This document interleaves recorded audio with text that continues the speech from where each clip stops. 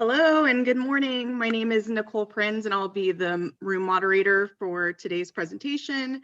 Again, welcome to the ACT conference. Thank you for selecting this workshop titled Adventures in Science, Cultivating a STEM Identity.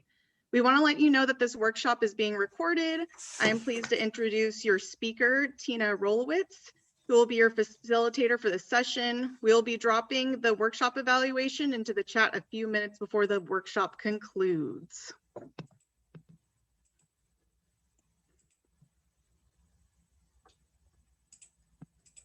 All right. Good morning, everyone. Thank you for joining us today. And thank you, Nicole. Nicole will be helping out as the co-host this morning. My name's Tina, and I'm the Vice President of Education for Discovery Cube Science Centers. Prior to working for Discovery Cube, I was a math and science teacher for middle school students. And then I went on to be a principal for a preschool through 8th grade school. And after I worked quite a few years in formal education, I decided I wanted to change and found my way over to Discovery Cube, where I've been for the past 6 years. I oversee our educational programming on 3 campuses. And before COVID, we had 45 educators who went out and worked in the community as well as on site at our science centers. So my goal for today is to introduce you to a totally free STEM platform designed for teachers, parents, children. It can be used in both the in-school and out-of-school programming. And along the way, I want to discuss STEM identity and why it's important and why it matters. So first of all, a little bit about Discovery Cube, just so you know where I'm coming from. Discovery Cube is a children's science center. We have 3 locations. 2 of our larger locations are in Los Angeles, California and Orange County, California. This picture is of our Orange County site. We also have a site down near the coast where we have an education vessel and we take kids out on the water to teach them about ocean science. But our science centers are completely hands-on. With all of our exhibits, we want kids to explore and problem solve and learn science while they're at the centers. And our mission is basically to inspire and educate young minds through engaging science-based programs. And we want to have an impact on the community that we serve. So we have 4 core initiatives that we base all of our programming on. So if you use any of our programming, it's going to be based in one of these. One of them is STEM proficiency, which we find it very important to increase students and teachers' proficiency in science, technology, engineering, and math. Early learning, we're a big believer in equipping parents with what they need to help prepare their early learner for kindergarten and beyond. Healthy living is another core initiative.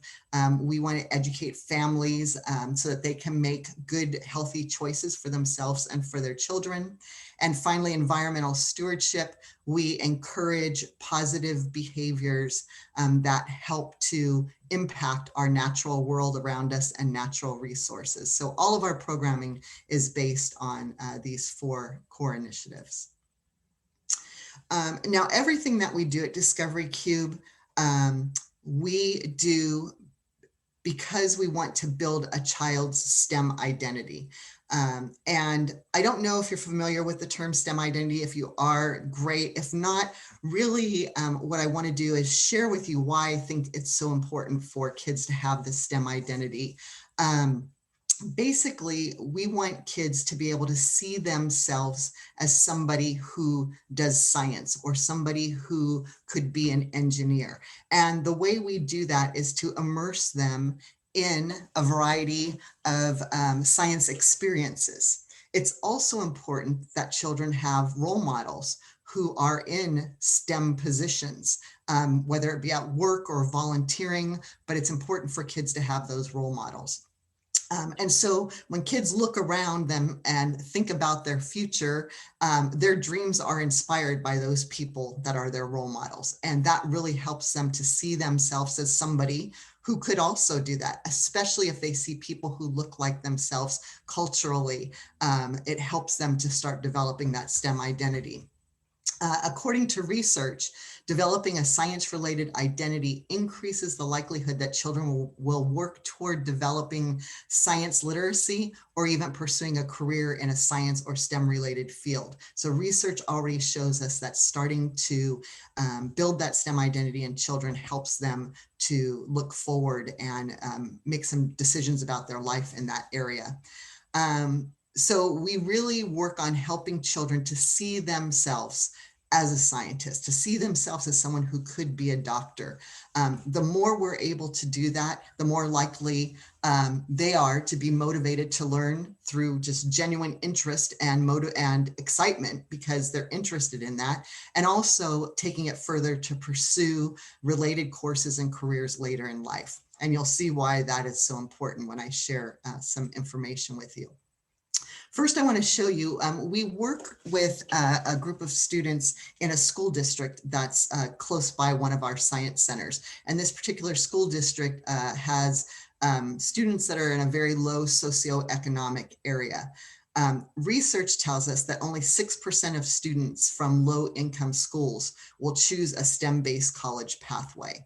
And so we find it very important to help work in these schools to help create that STEM identity, to give these kids other opportunities than they may have thought that they had. So this particular school district that we are working in, the goal was basically to provide hands-on STEM activities. It's during an after-school program. We meet with the kids twice a week for 8 weeks, and we're with them for about an hour each time that we meet with them. 96% of the students in this district identify as Latinx, and 91% of the students are eligible for Title I funding or free and reduced lunches. And so we do a pre and post attitudinal assessment with the students. So the first day of our 8-week program and the last day of our 8-week program, we spend about 10 minutes giving them this attitudinal assessment. So it's not testing them on science concepts, it's testing them on or asking them questions about how they see themselves and what they think about science and STEM related activities. And so here, this graph is showing that these are 3 schools that we worked with: Walker, Pio Pico, and Lowell. And the question, this is just one question we asked: do you see yourself as a scientist? And the orange bars are the pre-assessment. This is the percentage of kids that answered, yes, I see myself as a scientist. So you can see we had 30%, 12%, 40% said yes. The 35% was for the program overall. We were in about 14 schools at the time when we were doing this. And so overall, we saw throughout the school, 35% of the kids said that they see themselves as a scientist. After 8 weeks, 2 times a week, 2 hours a week with the kids, we asked the same question at the end. And you can see the dramatic difference in the amount of kids that answered yes, they see themselves as a scientist. Across the board, 65% of the kids we're working with could identify as being a scientist. And it's a couple things. We immerse them in science over an 8-week period, just during those 2 hours a week. And we had educators who were working with them who were science educators, dressed in a lab coat and had fun science tools that they took with them. And in just a very short amount of time, we were able to help these kids to start to see themselves as a scientist. Now, it can't just stop there after 8 weeks, of course. We need more of this going on so the schools, so that kids continue to build that STEM identity. But I just wanted to show you how this can be done and how significant it can be. Why is this important? Why is having a STEM identity important? So back in 2005, there was an academic paper published called Rising Above the Gathering Storm. And this is where the whole STEM world started, really. And what this paper said was 2 things that made people very concerned. One was that the United States students were academically behind in STEM achievements. And 2 was that it predicted a dire economic consequence of a poorly prepared workforce. And so everyone got very concerned with this paper being published. And we had to make some huge shifts in education. Our emphasis was always on language arts and math, but we taught science sometimes, and sometimes we taught some of these other subjects, but we really didn't think much about engineering or some of the other things that are related to STEM. And there were some barriers. We had a lack of trained staff that could even offer new courses for the kids. And it takes time to develop and deploy this new curriculum. And so here we are 15 years later, and I want to share with you a little bit about how this played out and why our role as STEM educators is still very important. So 15 years ago, in 2005, when the alarm bells were sounded from this academic paper, about 51% of patents issued in the United States were owned by foreign companies or individuals, meaning we went elsewhere to find interesting things to bring into the United States instead of creating it ourselves. So I'm going to give you a few statistics just to back some of this. 86% of Americans believe that increasing STEM-trained workers is vital to maintaining the nation's place in the global economy. So 86%, yet only 15% of Americans pursue natural science degrees, and that's far less than any other nation. You can see by this graph over here. We know that in order to get students interested in pursuing STEM in college and beyond, we have to start a lot sooner than when they're going to college. We need to raise a STEM workforce that starts in elementary school and even earlier. And so that's a really important thing, that we start training kids at a much younger age to be STEM efficient and see themselves as somebody who could go into that kind of field. Here's another graph. After 10 years, there were some significant changes made in schools. And what did the test scores look like? Well, we can see here on this gray and green graph, fourth graders and eighth graders, this is their scores in math. And there were some improvements in math by some of the changes that were made in education. But if we look at science, while there were improvements, there were only improvements in the lowest performing students. In fact, some of the highest performing students decreased their performance. So something wasn't quite right still, even 10 years later, in what we were doing. So we're making some strides, but some not so much. If we look at graduates, there was a 43% growth of undergraduates in STEM from 2010 to 2016. So we started getting people interested in pursuing more careers in STEM. And 86% of high school graduates said that they plan to pursue a career in STEM. So again, we were starting to get the message out that this is important. However, it's important to note that 8 of the 10 fastest growing jobs are in STEM fields, yet in 2018, 2.4 million positions went unfilled in the workforce. That was just 2 years ago. So again, developing a STEM identity, helping our kids get to the workforce where there are many jobs for them if they have these technical skills that are needed.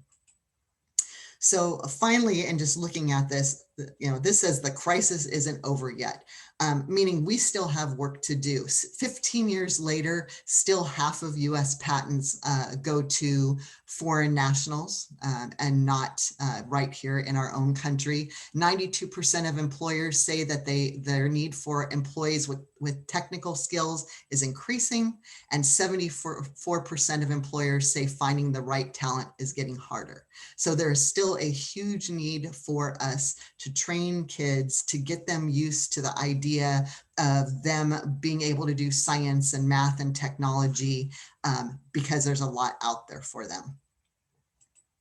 Okay, I want to take you back to Discovery Cube for a minute. Discovery Cube, like I said, we had 3 centers. We actually would go out into 6 different counties. So we saw kids out in 6 different counties throughout the school year. Either they would come to us on field trips, or we'd go out to them in outreach programs and visit them in their classrooms.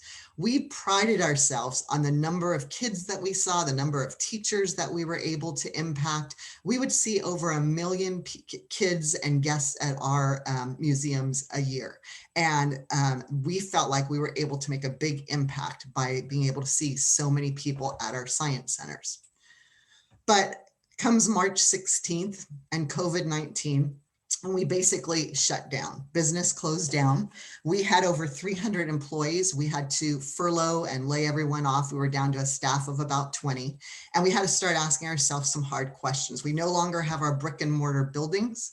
We now have to figure out, what can we do to remain relevant out in our community and still have an impact in our community? And how can we continue to build STEM identity in children so that, you know, we can still be there for our community? And so we had to do a 360 and figure out what to do.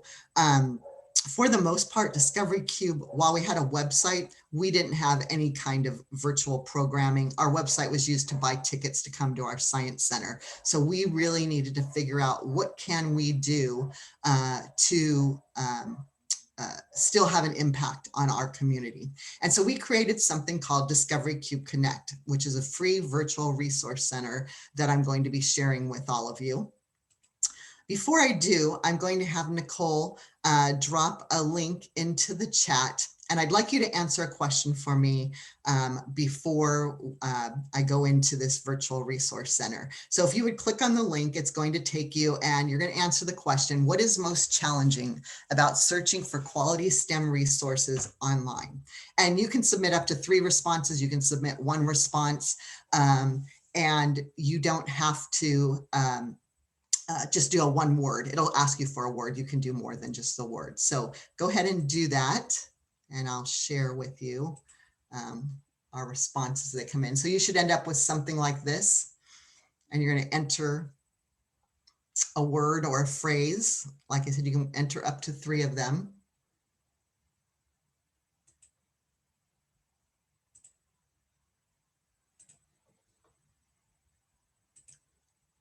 Okay, and you'll be able to see as people enter their words or phrases.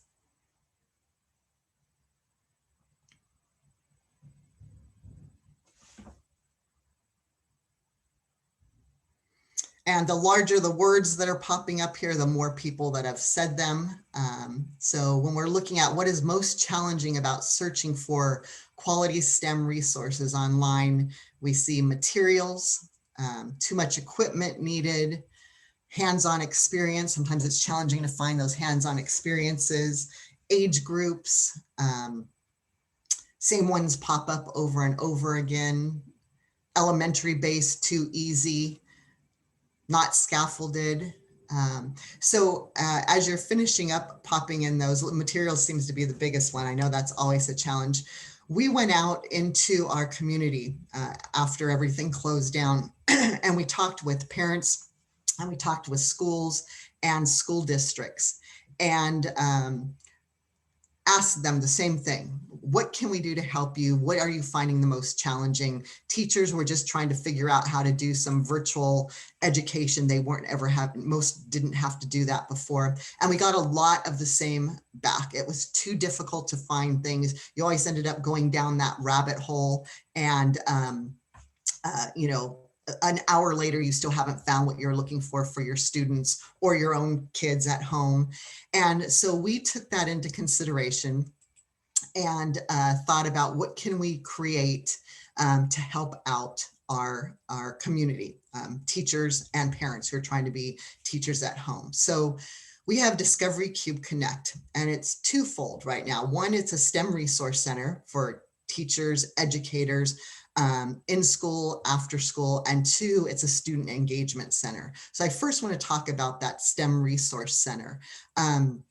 when we asked teachers and parents what they wanted, they came back and said, we want things that are hands-on. We want things that are fun and engaging. We want it to be educational. They didn't want just crafts. They wanted it to be easy to use. They wanted it to be grade specific, especially if they were a classroom teacher or an after-school space where they needed a certain grade level. And they wanted to be able to search easily for these things. So we took some of our educators, we gave them rubrics of of this information, and we sent them out on the web to look for STEM resources.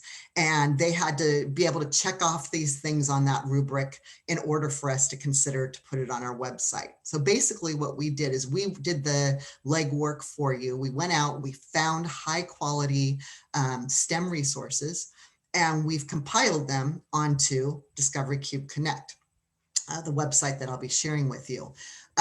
This is just a screenshot of Discovery Cube Connect. You're able to search by subject. You're able to search by grade level.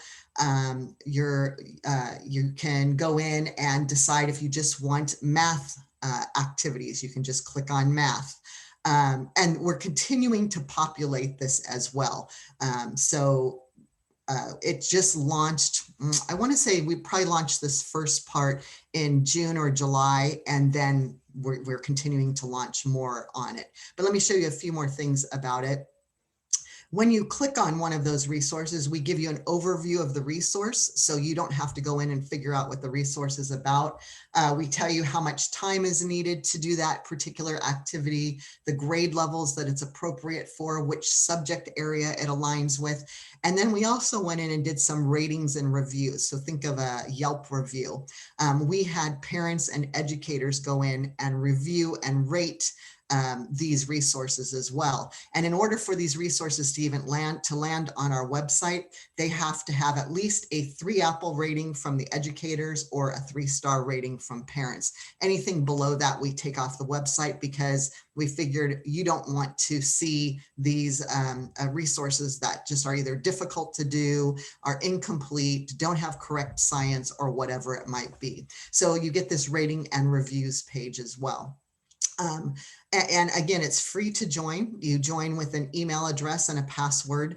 And I'm going to show you some of the live shots of Discovery Cube Connect just to get you familiar with it.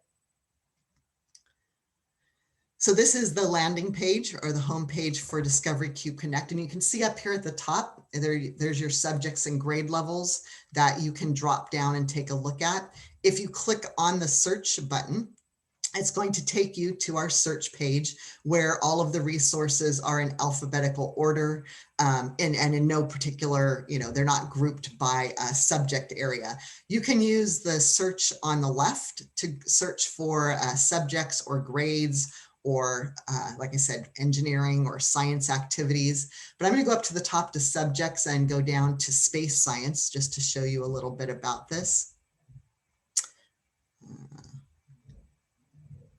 For some reason, my space science was having problems loading. Let me try it again. Oh, there we go.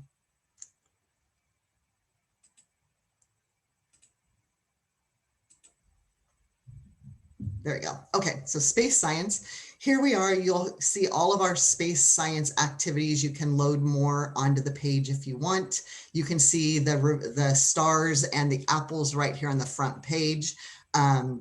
So I'm going to click on this one, Make a Paper Mars Helicopter. It takes you to this page again where it gives you a little overview of the resource. Again, the time, you can see that the grade levels are live links. So if you were here and you went, oh, I'm more interested in kindergarten, you could click on kindergarten. It would take you directly to the kindergarten page.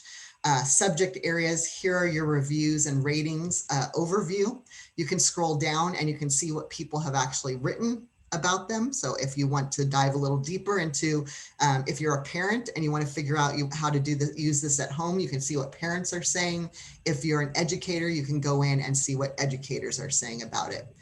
At the bottom, you can also submit a review. So if you're an educator, you would click on it and it's a rubrics that you would go through and submit the review that could be published.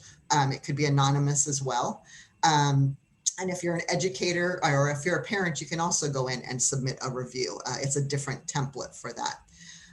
But if you choose after reading through this that you like this activity, you click on Visit Resource.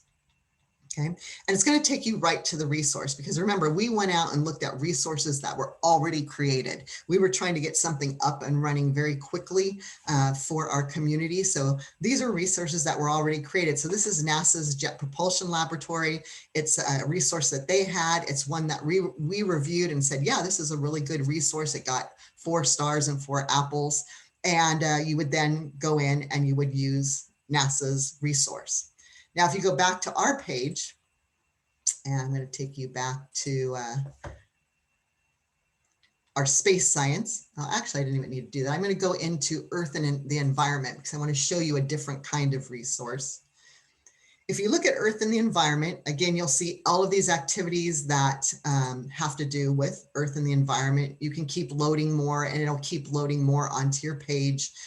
There's quite a few in this area. But if you notice at the top, there's a couple rows of activities that don't have any reviews. And these are because they're all brand new activities that just got put onto the website. So nobody has reviewed them yet. And also our second phase of this is that we are now creating our own content to go on the website. We did the quick hurry up, let's find what's great out there initially. And now we have time to start creating our own content. So I'm going to show you this one, Plant Detective, and how it looks different than if it was a resource from somebody else. So we're going to go on to the Plant Detective site. Maybe. Let's try it again. There we go. And you can see at the top, this is telling you it's going to be a scavenger hunt. So you're going to go outside, you're going to look for different kinds of plants. And in the process, we're going to be teaching you about the different leaves of plants and why leaves are different and why some plants are better in certain kinds of locations. Again, you see your time and grade levels, and there are no ratings because nobody has rated this one yet. It's fairly new on here. And on this, you'll see there's not a visit a resource button because it's our resource. So the resource is going to be right here on the page for you. I wanted to show you a few things about this. We include, if you need some sort of guide, we include that right on the page as a downloadable PDF. This is going to be your scavenger hunt guide as you go out on your scavenger hunt. Also, there's an app called Seek by iNaturalist that we say you could also use. It's a free app. You don't have to, but we put the information right here on the page in case you are interested in using it. But as you scroll down onto the page, we always start with talking about what a scientist does, because we want to tie in again to that STEM identity. We say that scientists ask questions and make predictions. So for all of our activities, we ask kids to have a hypothesis. This one is, how many different types of plants do you think you're going to find on your scavenger hunt? And so you can click an answer and you can submit that answer.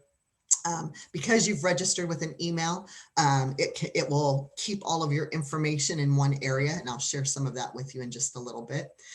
We give you an area of what you need, so you can start clicking on, I need a pencil, I've got that, I need a clipboard or something to write on, I have that, I've got my scavenger hunt guide, and then it takes you through step-by-step instructions of what to do. And if you scroll through here, we give you each picture. This one is showing if you're using the app. Here's some how to use it. We give you some tips and tricks along the way. And then we also give you some fun facts. So you can scroll through step by step. It tells you what to do, gives you some fun facts along the way. And then you can go out and do your scavenger hunt and come back. And at the end of our own created activities, we always have you answer a question or else upload an image of what you did. And again, and then you submit your data. And again, because you have your own personalized page, all of this will begin to be stored on your page for you. So if you're a formal educator, students can start to create their own kind of journal along the way. And if you're an informal educator, the same thing can happen. Again, at the bottom, you could also then go in and review the resource as an educator or as a parent. And so that's just the difference I wanted to show you between the different types of activities. Some of the activities are just videos. Some of the activities are videos and also an activity that goes along with it. Let's see. So that was our well, like I said, our resource center, our STEM resource center that we felt like could be helpful for parents and for teachers to find resources without having to go down that web rabbit hole looking for something interesting to do. We took into consideration when we were creating those as well, materials, and I know that was a big thing, were materials easy to find at home? That was one of the things on our rubric that we had our educator looking for when we were out looking for these resources is, were these materials that you could easily find at home or in your grocery store that weren't scientific materials? You didn't need a lot of equipment to do any of this. So all of the activities that we include in here have materials that are fairly easy to find, many that you should already just have at home or in your classrooms or however you're teaching this. But now we also then wanted a space for kids to be able to go or families to be able to go and just have a fun adventure together. And that's where our Adventures in Science series came in. So I'm going to share with you our hook video for our first adventure series that was called Backyard Science Adventures. Hey, And Tina, yes. there is a question in the chat. Oh, okay. They want to know more about Pet Power. Okay, yeah, I'll show them that. I can show them. Is there anything in specific or just they're interested in it? Yeah, they just asked if they want to know more about Pet Power, not specific. Okay, I'll show you Pet Power in just a few minutes. Yes, it's a fun one. And it's part of this adventure series that I'm going to show you. So let me show you this video just so you can get an idea of what we're doing with this adventure series. I'm going to show you our Halloween adventure series that we just did, but still available to do because it's fun. And then I'll give you a preview also of a new one that we're showing and give you an idea of what's part of all this adventure series. So let me make sure you can hear this when I turn it on. Welcome to Discovery Cube Connect's Backyard Science Adventure Series. We've created 3 unique, fun, and exciting adventures to help you achieve legendary status in outdoor science, exploring the hidden worlds of your own home and backyard. Flappers, Flutterers, and Flyers Adventure. Learn how to become an expert scientist, collecting data and photos of bugs, butterflies, hummingbirds, and other cool creatures who live and land in and around your home. Pet Power Adventure. Become pet proficient, mastering the science of pet protection, safety, and wellness. Backyard Bubble Fest. Join Melody Yang of the world-famous Bubble Fest and Gazillion Bubble Show to become an expert in backyard bubbleology. Learn from the pros. Advance and improve your knowledge with achievement badges that prove you are an expert. Come join us as Discovery Cube Connect is proud to present Backyard Science Adventures. Good luck, scientists! So we started creating these adventures for kids, and I'm going to show you a little bit about those, and then I'll take you to the website to show them live to you. But this is in the middle. I know it's very small, but I just wanted you to see it's kind of the pathway. We did this as kind of this adventure pathway that kids would be taking, or you would be taking with your students. Each path or each adventure has a variety of paths. We kind of landed on there'd be some messy science, which is just fun, maybe outdoor science that you want to do. There's science detective, so there's always a problem to solve in some of these. And then citizen science, which is collecting data for researchers and then figuring out how that data can actually help a researcher do their job. All of the paths create some of our own created videos. We actually hired a team of videographers who create nature videos and different things like that to help us create videos. We have hands-on activities, both from us and from other organizations. We had some partners, STEM partners, who also did videos and songs that we include in these adventure paths. And there's also the opportunity for live engagement with an educator that I'll share with you. We also hired somebody who works with gamifying activities, so it would be fun for kids. And so we've created these different badges. So as you go through an adventure, you can earn a badge, and that badge starts out black and white and then populates with color and animation as you move through it. So that's what the adventure looks like. Just a little closer look. This is our Flutterers, Flappers, and Flyers adventure.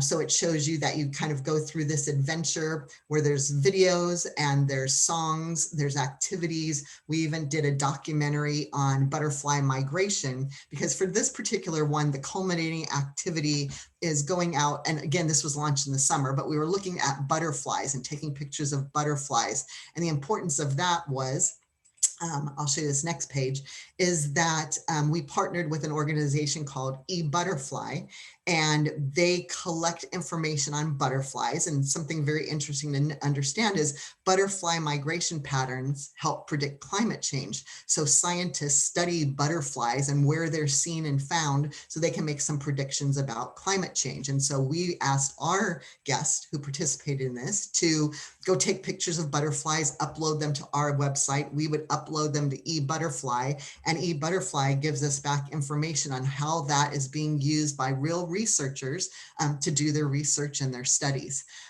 Again, here are some handouts that are part of the activities, and they're right there. They're downloadable as well with field notes, so that you have everything that you need as you go to do one of these adventures. So I'm going to take you back out to Discovery Cube Connect so I can show you a little more about Pet Power. So here we are back on that first page I showed you. I took you earlier to this search area where I said we had this resource center that you could use. There's also the subject and grade level drop down that'll take you to that resource center. But also at the top here, you'll see our adventures. And so you see Backyard Science Adventure and Spooky Science Adventure. Dropping next week will be our winter science adventure, which is called The Science of Gingerbread. And so that will be added to this list. Now, this is all very new. And so we only have 2 adventures right now, but we're also working on an environmental adventure, which will probably drop January or February. And it'll all be about, because in California, our water is so important to us and water conservation. So it's all going to be about the environment and water. Again, it will be here under this adventure area. You can also scroll down on this page. You can see Backyard Science Adventures is right here in the middle.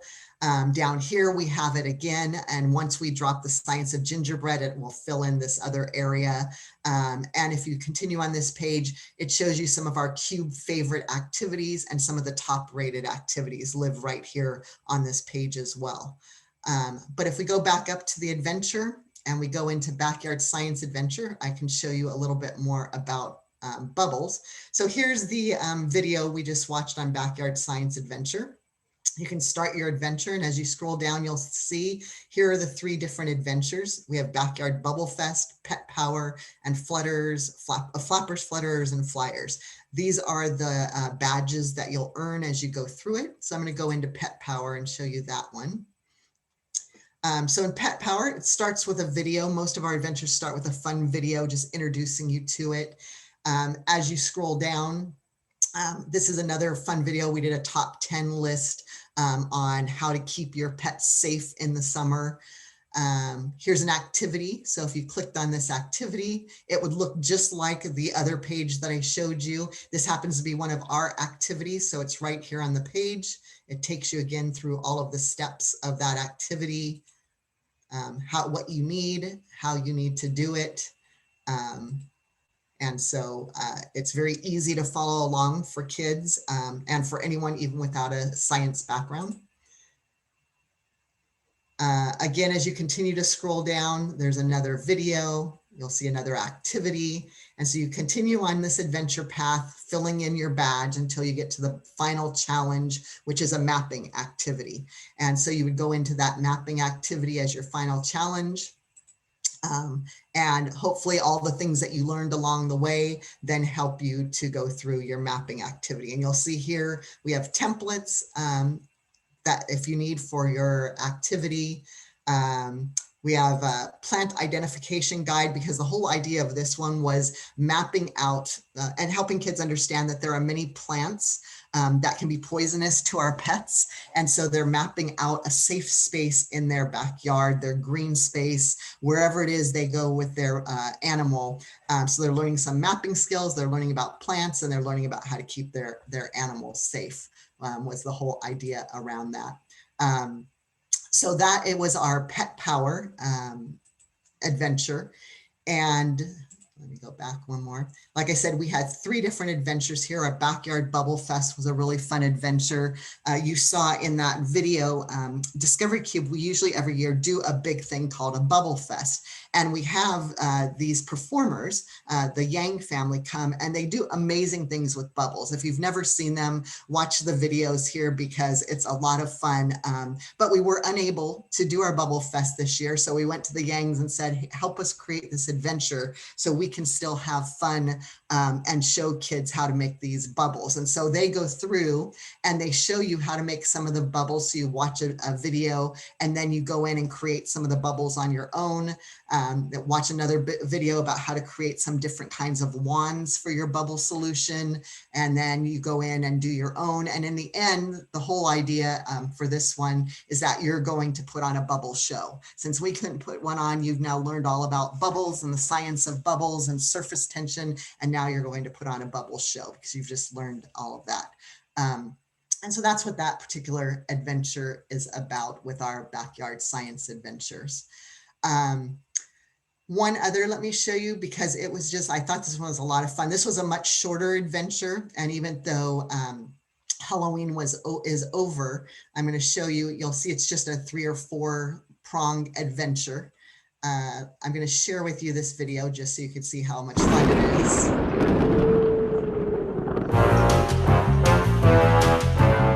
Welcome, ghosts, goblins, and ghouls to Discovery Cube Connect's Halloween adventure, Spooky Science. Join our favorite frightening friends from the Monsters Academy as they help you, spooky scientists, through a series of spooktacular science in sequential stages. Wow, that's a lot of S's. But beware, this path leads you to a final challenge. If you have the expertise to earn it, it shall be yours forever. The Monsters Academy badge. Beautiful, no? Good luck, mad scientists. And from all of us here at the Cube, have a happy Halloween!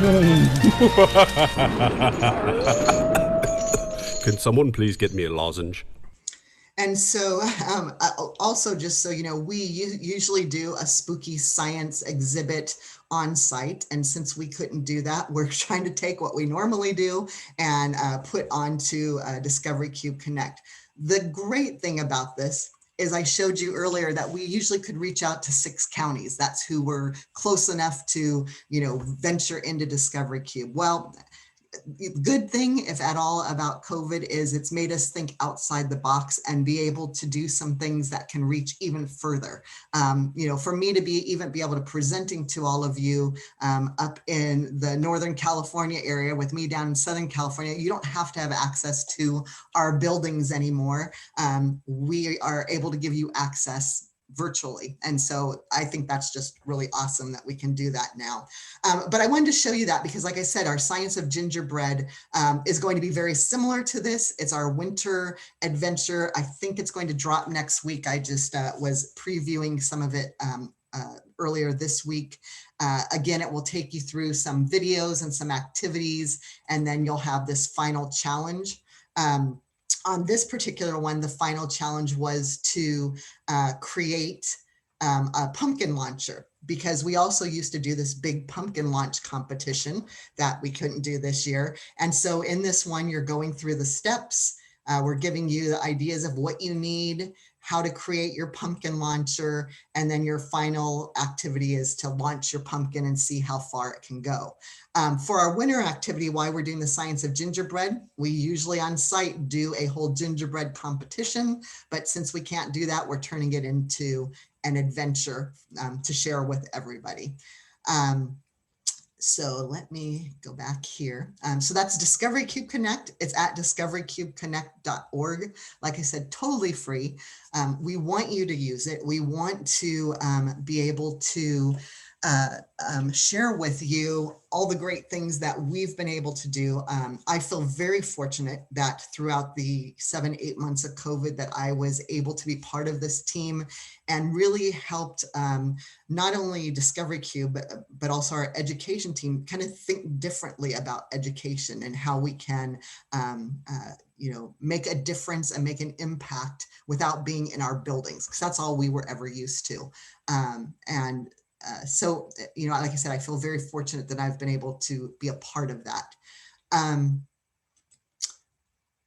I did want to share with you, because I know a lot of you were part of like after school programs. We've taken also we use Backyard Science Adventure because we're doing after school programming and in-school programming right now with Los Angeles Unified School District and Santa Ana Unified School District. We found with Los Angeles, they said that, most of the teachers are still during their live streaming time are focusing on math and language arts. There wasn't much science being taught in the classrooms. And then in the after school space, we just want to be there to help give you resources to use in that after school space. So what we have done is we took our Backyard Science Adventures and we created curriculum from it. We've created from 10 to 28 day curriculums with our science adventures. It depends on the program. In LA Unified, we use a 10 session curriculum. In Santa Ana, we use a 28 session curriculum. They're just different programs. We created a student journal that goes along with it. And then we don't just give it to the kids. We actually live stream with the kids and take them through the adventure so that there's more science being taught and they're not just left on their own. But then we take them to the website and say, if you want to explore some more, here are some fun things that you can do. But we have created this after school program using science adventures. We also have created assemblies around our Backyard Science Adventures. And so they're live streamed again. And what we do with our assemblies is we teach more of the science during the assembly piece. We show some activities and demonstrations, and then we direct kids to our website where they can find more of the activities to do. So we're trying to be creative and think about how can we still connect with kids. And a lot of the feedback that we got from parents and teachers was they don't want to just sit their kids in front of a computer to do something on their own. They want interaction. And so we started creating these live streamed interactions that go along with what we've put on our website as well. So that's where that came in. And right now, our after school programs are proving to be really successful. The kids are loving it, and our school day programs are as well. The teachers are loving being part of that with us. So we've got some great collaboration going on. Our assemblies are new, so we're just going to start doing those in the next month. But again, just so we can get some of that face-to-face, as much as you can be, contact with kids and answer questions and be part of a discussion with them. And so finally, just to sum up, and then I'll take some questions. I just go back to why is STEM so important? It's important because there are so many skills that transfer to other fields by learning about STEM and having that STEM identity. Hands-on opportunities associated with STEM education teaches kids creativity, problem solving, collaboration skills.